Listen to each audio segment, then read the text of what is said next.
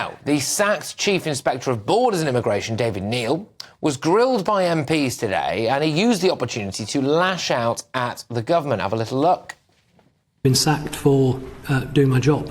You were actually dismissed by Teams, did you just say? Yes, I was, yeah.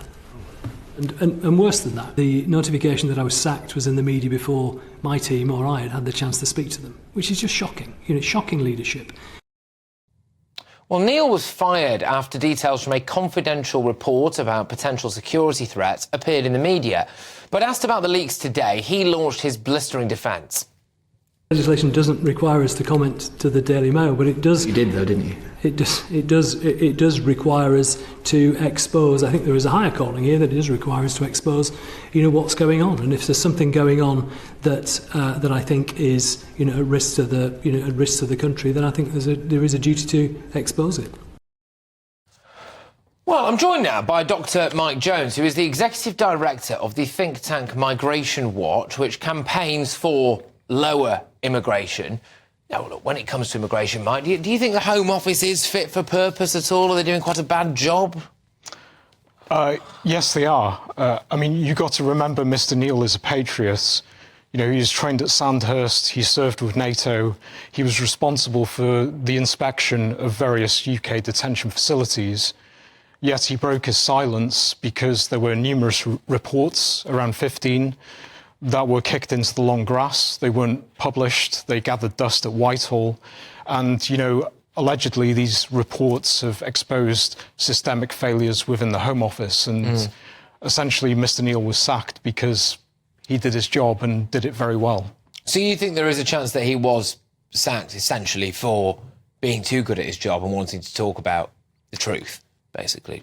Yeah, he was sacked because he lost the confidence of the Home Secretary. And, Mr Neal's issue was, first with certain general aviation flights that weren't properly checked and scrutinised from high-risk countries. And he also had an issue with the social care visa, which essentially acted as a Trojan horse for economic migration into other sectors of the economy.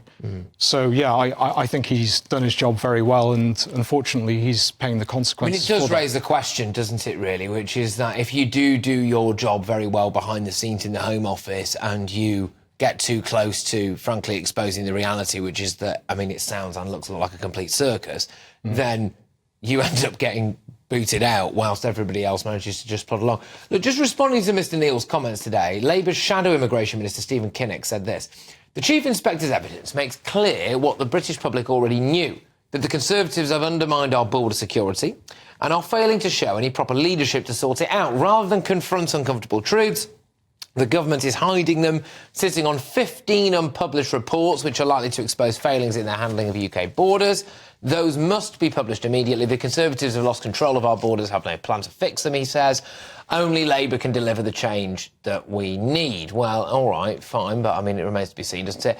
The Home Office have also said, look, they take border security very seriously, as you would expect. But James Cleverly came out and said something today as well, which is about this idea that we now need to do more to promote the well-being of other countries in order to cut back on illegal immigration. So, essentially, he said this. Well, the point I was making is that the proper management of immigration is not just a national issue, it's an international issue. And that also we work together to try and prevent the drivers of mass migration, things like conflict, things like climate change, and we boost the economic prosperity of those countries that are currently exporting people across the world. Look, I think this is a massive question now, right, which is that does the British taxpayer have a responsibility to pump what will inevitably be tens of billions of pounds into poorer, worse countries in order to stop people leaving those countries to come here illegally, do you think? Well, I was actually quite disappointed with Mr Cleverly's speech. I'd read snippets that were leaked to the tabloid and broadsheet press, and I was expecting something quite substantial. But ultimately, it was an exercise in evasion of responsibility.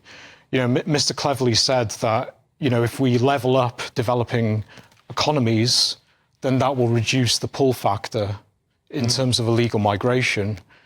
You know, we liberalise markets, have a more strategic aid policy. But the problem is this has been tried in the past and it's failed. Now, international aid does make a difference at the margins, but it's not going to revolutionise developing economies. The problem with developing countries, particularly in Africa, is their dependence on primary commodity exports. You know, that underlies issues with debt and their marginalisation from overseas markets. But that's going to require massive internal reform. You know, a few strokes of the Whitehall pen and increasing international aid is not going to make a substantial difference to the pull factor.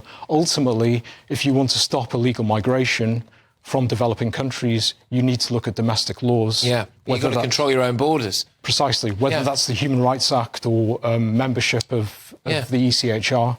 Yeah, and where does this money go? And also, where are we getting this money from? You know, people aren't still seeing their energy bills sky high. People are still struggling to make ends meet at the moment. I think it's incredibly hard to justify to the British public that after trying everything, we can't even get flights to Rwanda off the ground. Oh, but if you give us another £10 billion and we send it to somewhere, you know, in the third world or whatever, then maybe it'll stop people coming. It won't, will it? But look, thank you very much. Great to have you on the show. Much appreciated.